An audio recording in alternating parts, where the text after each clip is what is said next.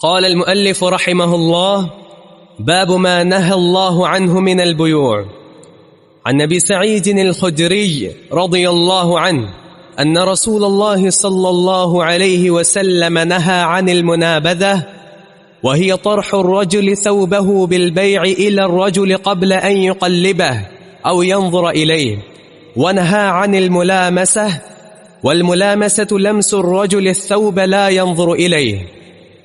دیکھیں، تجارت میں اگر ایک چیز آپ خرید رہے ہیں تو پورا حق آپ کو ملنا چاہیے. اس سامان کو دیکھیں، الٹ پلٹ کر دیکھیں اور اس کی ہر چیز دیکھیں تاکہ اس کی صحیح قیمت آپ طے کر سکیں. یہ حق ہے بائع اور مشتری دونوں کے لیے. جاہلیت کے دور میں دو سودے ایسے تھے جس میں یہ حق نہیں دیا جاتا تھا. دیکھنے کا نہیں، دیکھنے کا حق، پرکھنے کا حق، چیک کرنے کا حق نہیں دیا جاتا تھا. یہ احادیث میں مختلف سودوں کی صورتیں آپ پڑھیں گے تو آپ ان کو سمجھتے جائیں اور آج کل جو تجارتیں ہو رہی ہیں ان پر ان کو منطبق کریں، ان پر لاگو کرتے ہیں تو بہت سے امور آپ پر واضح ہو جائیں گے. تو ہماری جو تجارت ہے اس میں چند چیزیں ضروری ہیں. تجارت واضح ہونی چاہیے، ابہام نہیں ہونا چاہیے، اس میں کسی قسم کے دھوکے کا امکان نہیں ہونا چاہیے، اور نہ تجارت ایسی ہو جس میں تجارت کے بعد کسی کے دل میں کوئی رنجش ہو، کوئی ملال ہو اور کوئی کسی قسم کی ناراضگی پیدا ہو جائے. ان تمام چیزوں سے تجارت پاک ہونی چاہیے. اس کے لیے بہت سے اصول آپ کے سامنے آئیں گے. تو یہاں جاہلیت کے دور کی دو تجارتیں، دو سودے، ایک کا نام ہے بیع منابضہ اور ایک کا نام بیع ملامسہ. منابضہ نبض سے ہے. نبض کا معنی سامان کو پھینکنا، سامان کو پھینکنا. مثلا آپ کپڑا خریدنے جائیں تو جو دکاندار ہے وہ کہے بھائی میں اپنے تھان آپ کی طرف پھینکتا جاؤں گا، پر جو جو تھان پھینکتا جاؤں وہ تھان آپ کو لینا پڑے گا اتنے پیسوں کے عوض. نبض، جو تھان میں پھینکتا جاؤں گا وہ تھان آپ کو لینا پڑے گا اتنی قیمت کے عوض. تو یہ جاہلیت میں ایک سودا ہوتا تھا. اس میں بعض اچھے تھان بھی آ جاتے اور بعض کو تو کم قیمت بھی. تو یہ ایک سودا ہوتا تھا کہ ٹھیک ہے جیسی قسمت، لیکن اس میں پرکھنے کا اور چیک کرنے کا اختیار موجود نہیں ہے. اور یہ ایک دھوکے کا ذریعہ ہو سکتا ہے، نقصان کا ذریعہ ہو سکتا ہے. یہ بیع مجہول ہے. انسان پرکھ کر مال خریدے.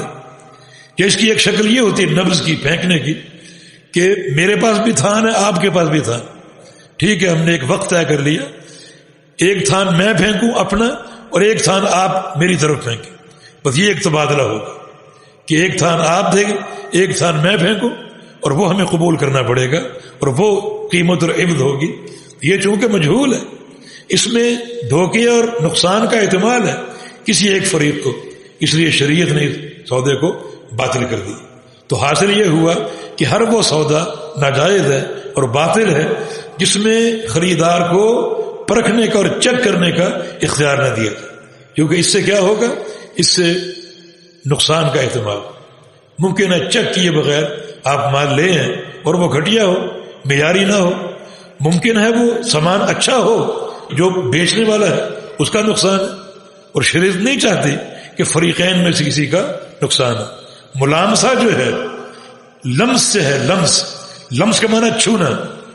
یہ بھی ایک جاہلیت میں سودے کی شکل تھی کہ میں دکاندار کے پاس گیا کہ میں آپ کے تھان کپڑا خرید رہا ہوں، جس تھان کو میں چھوتا جاؤں گا وہ تھان اتنی قیمت کا میں لوں گا اور تم دینے کے پابند ہو.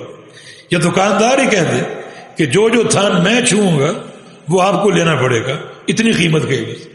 اس میں بھی چیک کرنے کا اختیار نہیں. تو ایسا سودا جس میں، یعنی اندھا سودا جس میں چیک کرنے کا اور پرکھنے کا اختیار نہ ہو، اسے شریعت نے باطل قرار دیا. تو فرمایا کہ منابضہ وہی طرح الرجل ثوبہ بالبیع الی الرجل قبل ان یقلبہ وینظر الیہ.